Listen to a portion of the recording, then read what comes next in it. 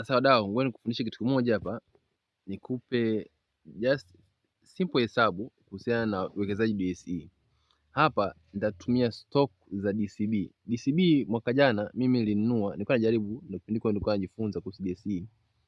Nikanunua hisa moja ilikuwa ni shilingi 240, ambapo huwezi kununua hisa moja, bali ununue hisa 10.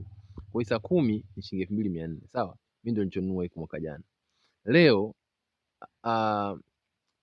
DCB hisa moja ni shilingi 700, ambapo zile hisa 10 ambazo mimi nilinunua sasa hivi ukizidisha unapata shilingi 7000. Unaelewa? Kwa hapo imeongezeka 190. Sawa? Sasa assume leo kwa hiyo 700 unasema bwana, mimi sitaki kurisk tena.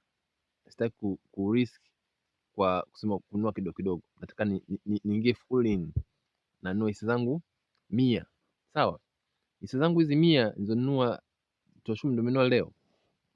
Nasema kama imeongezeka hivi, ina maana kwamba mpaka mwisho wa mwaka ikiongezeka tena 190 itakuwa ni shilingi 1200 hisa moja, ambapo mimi silinunua hisa 100 itakuwa 120,000. Kwa hiyo unaweza kaona kwamba tofauti gani wa kuwekeza UTT na kuwekeza DSE. DSE is a high risk investment na is a high gain. UTT is a, yani ni low investment. UTT it's a low risk and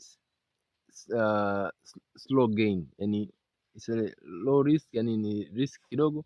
Kwa mfano unaweka 100,000, ongezeko lako mwisho wa mwaka ni 13%, ambao 100,000 ni 13,000. Hiyo ni low gain na ni low risk.